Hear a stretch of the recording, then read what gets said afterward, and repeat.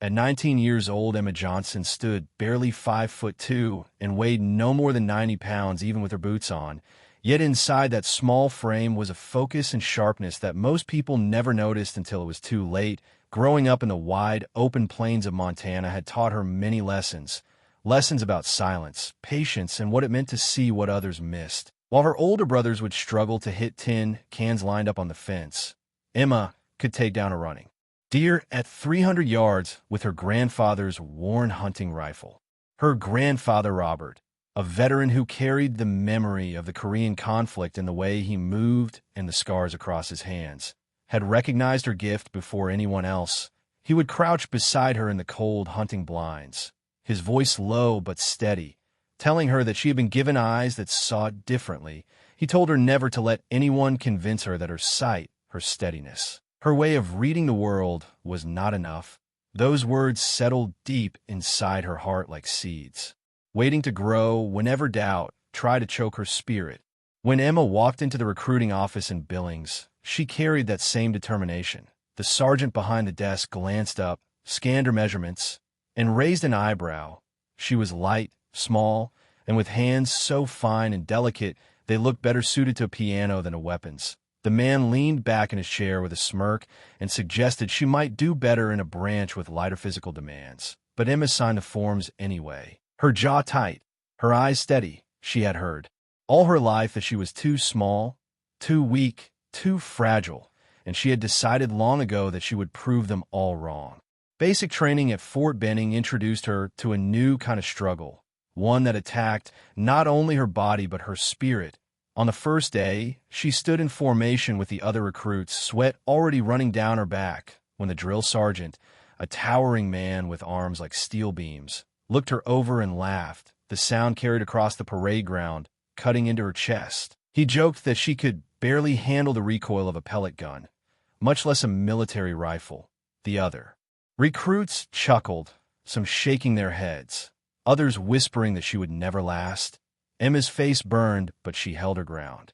The physical training was relentless, obstacle courses, endless runs, punishing drills, and all of it made more difficult because the standard issue equipment weighed nearly a third of her body weight. The helmet slipped down over her eyes as she ran.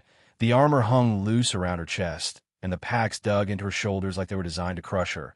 Yet Emma refused to quit, while others powered through with muscle and size. She adapted, crawling lower, using her balance, relying on agility rather than brute force. If the wall was too high, she found a way to angle herself. If the rope burned her hands, she changed her grip. Her real test came during weapons training. Emma knew the feel of a rifle. She had grown up with the sound of shots echoing through the trees. But here in the rigid world of military instruction, skill alone was not enough. She watched with growing frustration as larger recruits fumbled, missing targets again and again, yet receiving praise for their so-called potential. One man, a former football player built like a wall, could barely hit the broadside of a barn, yet the instructors clapped him on the back, calling him a natural soldier. Meanwhile, Emma delivered perfect groupings with every weapon, yet her scores were dismissed as luck, as if precision could not belong to someone so small. The day the Barrett demonstration began, Emma's pulse quickened. She had read about this rifle, the massive weapon designed to reach targets beyond 2 miles. It was a beast, heavy and brutal, but also a masterpiece of engineering. The staff sergeant presenting it held it with reverence, telling the group how it weighed 30 pounds and produced recoil strong enough to knock a grown man flat. He warned them that it was not a toy, and that only certain people were built to handle it. Emma raised her hand, eager to step forward, but the sergeant's gaze slid past her as if she were invisible when she tried to move forward anyway. He placed a hand against her shoulder and blocked her path, telling her in a condescending tone that it would snap her in half, that she should stick to something more her size. The words stung, worse than the blisters on her feet or the ache in her back. She stood there as others took the rifle, watched as they missed again and again, their shots scattering across the targets, and inside her chest a fire began to burn. That night, long after the Barretts had gone quiet, Emma lay on her bunk staring at the ceiling, her grandfather's words echoing in her mind. Too small, too weak, too fragile. They had said it all her life, but she knew different. She felt the weight of her anger hardening into something sharper, something that would not allow her to give up. At 2 in the morning, when the snores of her fellow recruits filled the room, Emma slid quietly from her bunk, her heart pounding. The armory was supposed to be secure, but Robert had taught her more than marksmanship. He had taught her patience, observation, and even the old art of picking a lock when a hunting cabin door froze shut in the winter. The same skill worked on military locks. With slow, deliberate care, she slipped inside. And there it stood, the Barrett, resting in its rack like a sleeping giant. Up close the weapon was even more intimidating, its size overwhelming, its presence heavy and commanding. Emma's hands trembled as she lifted it, her muscles straining under the unfamiliar burden. But she steadied herself, adjusted her stance, and set on the range. She loaded the heavy round, the sound echoing in her ears like thunder, and remembered everything her grandfather had taught her. Breathe steady, align your sight, control your trigger. The first shot slammed into her shoulder with force that ripped through her entire body. The recoil threw her back against the concrete floor. Her tongue bit blood in her mouth. Her shoulder screamed with pain. But through the scope she saw what mattered. A perfect hole through the center of the target 500 meters away, beauty carved into steel by precision. By dawn she was found unconscious on the range floor, her shoulder dislocated, 3 perfect shots lined up on the distant target. She awoke to the sound of boots on concrete, and the knowledge that her future now hung on the edge of blade. The disciplinary hearing felt colder than the concrete walls surrounding it. Emma sat straight in her chair, her arm held tightly in a sling, her face pale but calm. Across from her, a row of officers studied her file with stone expressions. Colonel James Harrison, the base commander, tapped his fingers against the folder, his voice slow and deliberate as he reminded her that breaking into the armory was a serious offense. Unauthorized use of weapons could mean court-martial and dismissal. Beside him sat Captain Robert Reynolds, her company commander, his frustration barely contained. To him, Emma was reckless, insubordinate, another failure waiting to be recorded in the endless stream of statistics. He leaned forward and said that her marksmanship scores were irrelevant if she could not follow orders. His tone suggested that her future had already been written. Emma remained silent, her jaw locked. She had nothing to offer that they would accept.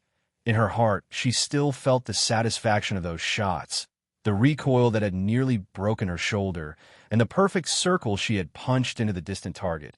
Even in pain, she had found proof that her size did not matter, that she could do what they all said was impossible.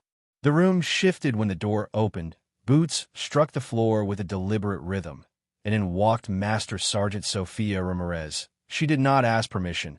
She simply entered, a woman of 45 years whose reputation preceded her. Her face carried the scars of battles fought in Iraq and Afghanistan, and her eyes held the weight of someone who had seen the edge of death and refused to step over it. Ramirez placed a folder on the table with a firm hand. Inside were the reports of Emma's midnight test. 3 shots, 500 meters, a dislocated shoulder, and still a perfect grouping. Ramirez spoke with the authority of someone who had trained snipers for more than a decade. She said she had never seen anything like it. Captain Reynolds objected, his voice sharp, saying this was not a recruitment session, but a punishment hearing. The private had broken rules. Ramirez did not flinch. She turned toward Emma and asked her what she had been thinking about when she pulled the trigger. Emma's eyes locked with hers, and despite the throbbing pain, she answered with clarity. She spoke of wind speed, bullet drop, sight alignment, of the natural pause in her breathing. And then she said softly that she was thinking about proving them wrong. A faint smile touched Ramirez's weathered face. She looked back at the panel and declared that with 2 weeks, she could determine if Emma's talent was real. If it was not, she herself would recommend dismissal. But if it was, the Army might have stumbled upon a gift they could not afford to waste. The colonel studied Ramirez, then Emma, his gaze heavy with calculation. Talent like this could not be ignored. After a long pause, he gave his answer. 2 weeks, Sergeant Ramirez would be responsible. Any further incidents and both women would face consequences. So began the most punishing fortnight of Emma's life. Ramirez wasted no time on soft introductions, On the very first morning, she led Emma to the far side of the base where the advanced marksmanship range stretched across rolling hills and valleys. Targets shimmered in the distance. So far away they looked like specks of dust to the naked eye. Ramirez handed her the Barrett with both care and authority. She told Emma that most saw the recoil as an enemy, but Emma would learn to make it her ally. The rifle was not a weapon alone. It was a precision instrument. Its 50 caliber round carried the force to destroy vehicles and tear through concrete. Yet in the hands of the right person, it could also become the sharpest scalpel on the battlefield. The first week nearly broke her. Every shot drove pain into her shoulder. Her arms shook with exhaustion, her body bruised and battered from the relentless pounding of recoil. But Emma did not stop. Shot after shot she fired, listening to Ramirez's corrections, learning to settle her body into the ground, to breathe in rhythm, to let the rifle's power move through her rather than against her. Between the bruises and fatigue, Emma began to notice something remarkable. Her size, once mocked as weakness, gave her unique advantages. Lying flat, her lower center of gravity made her more stable than taller recruits. Her smaller muscles produced less involuntary movement, allowing her to hold perfectly still. The patience she had learned from hunting for hours in the Montana woods now became her greatest weapon. Ramirez drilled her in theory as fiercely as in practice. Evenings were spent hunched over tables of wind charts, ballistic formulas, and environmental calculations. Emma iced her shoulder while scribbling notes in the margins. Ramirez reminded her that physics did not care who pulled the trigger. A bullet traveled the same path, whether it was fired by a 90-pound woman or a man twice her size. What mattered was discipline, calculation, and the will to take the shot. As the days passed, Emma's understanding deepened. Her background in engineering resurfaced. Formulas that baffled others came naturally to her. Bullet drop, wind drift, air density, even the rotation of the Earth. She saw them not as obstacles, but as puzzles waiting to be solved. She stayed awake after lights out, reading by flashlight, testing equations in her notebook. By the second week, her reputation spread quietly through the base. Whispers of the small recruit who might actually master the beast of a rifle. The final test came on a hot afternoon, when Ramirez set a target at more than 2,000 meters, a distance few even attempted. Half the base turned out to watch, betting among themselves whether Emma would fail in seconds. She lay prone, setting the Barrett with methodical care, her body aligned perfectly with the earth. The target shimmered far in the distance, barely visible. Emma calculated the wind from the ripples of heat rising from the ground, adjusted her scope for the uphill angle, and took a breath so deep it seemed the world paused with her. When the shot broke the silence, the sound rolled like thunder across the range. The crowd waited, and then the target split with precision, dead center. Ramirez, through her spotting scope, saw the truth first. A perfect strike at impossible distance, a new record set that day. The same drill sergeant who had once mocked Emma's approached, his swagger gone, his voice low, admitting that it had been one hell of a shot. Emma rose slowly, the Barrett still warm in her hands, and for the first time since arriving she allowed herself to smile. Not wide, not boastful, but the quiet smile of someone who had only just begun. The weeks of training with Sergeant Ramirez became the crucible that reshaped Emma Johnson. What began as pain and humiliation transformed slowly into strength and mastery. Every morning before dawn, the sergeant dragged her from the barracks and out onto the range. No excuses, no softness, just the relentless pursuit of precision. The Barrett weighed heavily in Emma's arms, but each day she carried it with more control. Ramirez explained that most soldiers treated recoil as punishment, something to be resisted, but Emma was taught to ride with it, to let her body absorb the shock and return naturally to alignment. Every shot became not just a bullet leaving a barrel, but a test of balance between force and calm. Emma's shoulder remained bruised. Her arms ached constantly. Her palms blistered, but her resolve only deepened. She whispered to herself in rhythm with her breathing. In through the nose, hold, squeeze. Let the body move as one with the rifle. When the recoil slammed into her, she learned to sink into the earth, to turn the power of the weapon into part of her own strength. The first week nearly broke her spirit, but the second week opened doors she had never imagined. Ramirez was not simply testing her stamina. She was molding her into something different. Emma began to understand that her small frame was not a disadvantage. Her low center of gravity gave her more stability in prone positions than many larger recruits. Her body produced less twitch, less tremor, and her patience, sharpened by years of hunting in silent forests, gave her an edge most lacked. In the evenings, Ramirez lectured her on physics. Emma hunched over tables scattered with wind charts, temperature readings, and ballistic coefficients, her shoulder packed in ice while her pencil scribbled across pages. Wind drift, bullet drop, air density, humidity, the list of variables stretched endlessly, yet Emma devoured them, her mind buzzing with calculations. She remembered formulas from her abandoned engineering studies. Equations that other recruits struggled to grasp felt natural in her hands. The sergeant would test her by pointing to distant ridgelines, asking for estimates on distance and bullet trajectory. Emma would mutter numbers, adjust imaginary scopes, and prove again and again that she could transform the chaos of the environment into predictable patterns. Ramirez often watched in silence, her scarred face unreadable, but her eyes sharp with recognition. Rumors spread across the base about the tiny recruit who handled the monster rifle. The other soldiers began to watch her with a mix of curiosity and disbelief. Some laughed at first, wagering she would fail. Others shook their heads in silence. But when she lay flat on the range, calm and deliberate, and her shots cracked the air with unerring accuracy, the laughter turned to awe. The final test came at the end of her probation. The sun burned across the Georgia sky as Ramirez set the target farther than anyone expected, 2,100 meters, a range considered impossible by most standards. The crowd gathered, instructors, recruits, even officers. They wanted to see the spectacle, the 90-pound recruit facing a weapon designed for giants. Emma approached the line with steady steps, her nerves taut but controlled. She lay prone, the Barrett's bipod legs digging into the earth. Through the scope, the target shimmered like a ghost, heat rising in waves from the ground. She studied the mirage patterns, calculated the wind that curled across the field, adjusted for the uphill angle, the bullet drop, the subtle drag of the air. She exhaled, found a natural pause at the end of her breath, and squeezed. The sound cracked across the hills like thunder. Time seemed to stretch. Seconds became an eternity, and then the target burst clean, dead center. Silence followed. The crowd stood frozen. Then voices rose in disbelief. Cheers mixed with stunned murmurs. She had done what none expected. She had broken the record. Ramirez lowered her spotting scope slowly, her weathered lips curving into the faintest smile. Emma had arrived.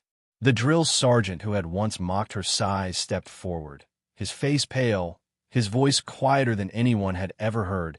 He admitted it was one hell of a shot. Emma rose from the ground, the Barrett heavy in her arms but lighter in her heart. For the first time since she had stepped into Fort Benning, she allowed herself a true smile. She thanked him softly and walked away. But this was not the end. It was only the beginning. Deployment orders came faster than she expected. Emma was sent overseas, Afghanistan, the rugged valleys and unforgiving mountains where war had been grinding for years. She had little time to adjust. The heat, the dust, the constant tension of knowing that danger lurked beyond every ridge. It was the real proving ground, the place where training ended and survival began. Her first weeks were filled with patrols, long hours perched in overwatch positions, her Barrett always by her side. The men in her unit quickly realized that the whispers about her were not exaggerations. When shots needed to be precise, when conditions were unpredictable, Emma delivered. Targets that others dismissed as impossible became routine for her. The whispers grew into something larger. Soldiers in other units began to speak of the small sniper with the eyes of a hawk, a woman who could place rounds where no one else dared try. The legend began to form, not yet called by any name, but already taking shape. Emma knew the challenges were far from over. Afghanistan was a land of shifting winds and deceptive distances. The mountains played tricks with sound and sight, and the enemy was cunning, patient, skilled in their own way. But Emma's resolve did not waver. She had faced out all her life.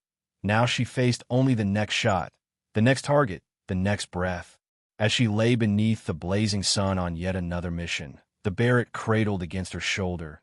She thought of her grandfather, of Ramirez, of every voice that had told her she was too small, too weak, too fragile. The world had always underestimated her, but in the silence before the shot, in the stillness of her breath, she knew the truth. Precision belonged to those who refused to give up, and she would never give up. The convoy stretched across the Afghan valley like a wounded animal. 23 vehicles caught in the trap of a kill zone. For 3 days they had been pinned by enemy fire. The sun blistered the valley floor by day, and the cold gnawed at bones by night. Yet no one dared move. Snipers hidden in the jagged mountains struck with merciless precision. Every attempt to advance or retreat ended in death. Emma crouched behind an armored vehicle, binoculars pressed to her eyes, scanning the ridges with slow, steady movements. She had been in Afghanistan for 8 months and had grown used to the rhythm of patrols, the constant dust in the air, the sudden eruptions of violence. But this was different. These enemy snipers were not amateurs. Their shots were calculated, measured, each round meant to terrorize and trap. Captain Michael Morrison, the convoy commander, spoke with the weight of frustration in his voice. They had already lost 6 soldiers with more wounded. Medical evacuation was impossible. Any helicopter that tried to land would be shredded before its rotors touched the ground. 3 military snipers had already tried to locate the enemy and failed. One had died within minutes. Another had his scope shattered by a bullet that missed his head by inches. The third had spent 18 hours scanning the mountains without success. Exhausted and defeated, he had called them ghosts. Emma listened, her mind already calculating. She lifted her binoculars again, studying the ridgeline, noting shadows, shapes, tiny glints of light. She estimated the distance, roughly 2,400 meters, beyond what most snipers considered reliable. The terrain twisted the air. Heat shimmer rose from the valley. Gusts of wind funneled unpredictably through the mountain passes. Every variable a challenge. Every challenge a puzzle. She lowered the binoculars and spoke, her voice quiet but firm. She could do it. Morrison turned to her with skepticism. 3 of his best marksmen had failed. How could the smallest among them succeed where others had died? Emma met his gaze, steady and unshaken. She reminded him of her record, of the shots she had made under pressure. She said that she was not asking for certainty, only for the chance. The captain hesitated, then nodded. They had no options left. Emma requested time to study the pattern in a position not yet compromised. She needed patience, stealth, and space. While the others expected snipers to appear in obvious hides, she would move somewhere they would never anticipate. That night at 3 in the morning, she began her crawl. The valley floor stretched wide before her, the mountains looming like jagged teeth against the sky. She wore her ghillie suit, every inch of it prepared to blend with rock and sand. The Barrett .50 caliber had been broken down into parts strapped carefully across her gear. The crawl was slow, inches at a time, 6 hours of dragging her body across scorching sand and sharp stone. Each movement deliberate, her chest pressed flat to the earth, her breath shallow. The sun rose, turning the suit into a furnace. Sweat poured down her face, her lips cracked, but she never rushed. Speed would kill her. Patience would bring her into position. At last, she reached a rocky outcropping 2,400 meters from the suspected sniper nest. It offered an angle others had not considered. From here, she could see the mountain face with clarity. Emma assembled the Barrett, piece by piece, every click of metal deliberate and soft. She pressed herself into the earth, the scope bringing the mountains closer. Through its glass, she began to notice the subtle signs of human presence. Unnatural shadows, faint color variations in the rock, the barest glint of glass from a scope. The enemy had created 3 primary positions, rotating between them to avoid detection. She settled in her hide, her body steady, her breathing slow. Hours passed, the sun climbed high, the rocks burned beneath her, but she remained still, the landscape becoming an extension of herself. At 1:30 in the afternoon she saw it, a muzzle flash from the central position, a sniper taking a shot at the convoy. Through the scope she caught the faint profile of the shooter as he worked the bolt, preparing to fire again. Her rangefinder read 2,437 meters. Wind gusted between 8 and 12 miles per hour from the northwest. Bullet drop at that distance would be roughly 38 feet. Wind drift nearly 14 inches. She made the adjustments, her mind calculating with mechanical precision. She slowed her breathing, the world narrowing to crosshairs and stillness. She squeezed the trigger, the Barrett thundered, the recoil shook the ground, the round tore across the valley. 3 long seconds of flight. Then impact, the sniper's head vanished, his body collapsing against the rock, his rifle sliding away. Emma shifted instantly, her scope finding the spotter reaching for a radio. She fired again. The second round punched through the rock. He crouched behind and silenced him. The siege ended in less than a minute. The convoy erupted into motion. Engines roared. Vehicles surged forward. Emma remained in her hide, watching, ensuring no further shots came. The Taliban fighters who had seemed invincible melted into the mountains, unwilling to challenge the ghost who had reached across impossible distance to strike them down. By the time Emma crawled back to friendly lines, the sun was dipping low, her body scraped and burning. But her heart steady. She had saved over 100 lives with 2 shots. When she returned to the convoy, Morrison met her with wide eyes and disbelief. He asked how she had done it, how she had made the impossible possible. Emma lifted her rifle onto her shoulder, exhaustion etched into her face, and said softly that physics did not care about impossible, only precision. Word spread quickly. The story traveled faster than the convoy itself. Soldiers spoke of a mysterious sniper who had broken the siege with 2 rounds. They called her a nightmare for the enemy, a ghost who appeared from nowhere. The Taliban placed a bounty on her, $100,000 for the phantom they called the Desert Ghost. They did not even know she was a woman. For Emma, it was not the end, but the beginning. She had entered Afghanistan as an underestimated recruit. Now she walked its dust as a legend in the making, her rifle heavy, but her resolve heavier. She had proven the whispers wrong. She had shown that strength was not measured in pounds or inches. It was measured in patience, in calculation, in the courage to trust that one shot could change. 18 months after the convoy rescue, Emma Johnson had become more than a soldier. She had become a whisper carried through the valleys of Afghanistan. Enemy fighters spoke of her around fires at night, describing a phantom who struck without warning from distances they could not comprehend. To them, she was the Desert Ghost. To her comrades, she was both reassurance and awe. Her confirmed kills had passed 100, not because she hunted recklessly, but because when a moment demanded precision, she delivered. The bounty on her head grew until it reached $100,000, a staggering price for a single soldier. Propaganda spread through enemy channels. They called her a demon, a supernatural force. Some claimed she could see in the dark, others that she could shoot through mountains. The truth was simpler yet far more dangerous. Emma relied on physics, patience, and an unyielding refusal to fail. The mission that would define her legacy came on a winter morning in the Hindu Kush Mountains. Intelligence had located a high-value commander responsible for attacks across several provinces. His name was Halim Rahman, and he was hidden inside a fortified compound carved into the mountain. The natural walls around it made a direct assault impossible. Only one option remained: elimination from range. The distance was staggering, 3,247 meters, beyond the accepted limits of the Barrett rifle.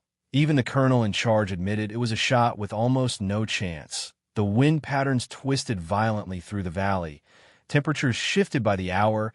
Air density dropped at altitude. Even the rotation of the Earth itself would tug the bullet from its path. Emma studied the maps, the satellite images, and the weather reports with the intensity of a mathematician solving a problem that had no answer. She marked variables, noted wind directions, calculated bullet drop that would measure over 100 feet. She understood that the round would take more than 7 seconds to travel, 7 seconds where anything could change. Yet she did not flinch. She told the colonel she would need to be in position early to measure the shifts and prepare. The climb to her hide tested her endurance. Steep cliffs of ice and stone toward her hands. The thin air left her lungs burning. Every pound of the Barrett and its ammunition seemed heavier than her own body. But she pressed forward, remembering every voice that had told her she was too small, too fragile, too weak. She set herself into the rocks overlooking the compound, her heart steady, her mind sharpening into focus. For hours she recorded wind speeds, measured angles, adjusted calculations, her notebook filled with lines of numbers that looked more like advanced physics than anything a battlefield should require. When the moment came, when Ramon stepped onto the balcony to meet his lieutenants, Emma was ready. Through her scope he looked impossibly small, a speck wavering in heat shimmer and distorted air. Yet she saw him as clearly as if he were standing in front of her. Her breath slowed, her body sinking into the earth, her finger resting with perfect stillness on the trigger. She had accounted for bullet drop, wind drift, altitude, even the rotation of the earth itself. The world narrowed to crosshairs and silence. When a shot broke the stillness, it echoed like thunder rolling across the valley. The bullet's flight was long, 7 eternal seconds. Then Ramon crumpled on the balcony, the men beside him scattering in panic. Death had reached them from a distance they could not imagine. The record was set that day, the longest confirmed sniper kill in history. But Emma did not think of records as she dismantled her rifle and began the slow crawl back through the mountains. She thought only of the lives that would no longer be threatened, of the mission completed, of the promise she carried to always prove them wrong. Months later, she stood in the Rose Garden, the president himself placing the Medal of Honor around her neck. She was the youngest recipient of her generation, one of the few women ever to receive it. Reporters wrote of courage, gallantry, and impossible skill, but Emma only thought of the nights she had lain in the dirt with bruises on her shoulder, whispering to herself not to quit.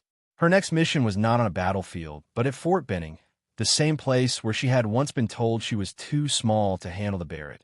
Now she was tasked with building an advanced sniper program. She wrote lessons on ballistics, taught patience and discipline, and scrawled one rule across the classroom wall in bold letters: size does not matter, precision does.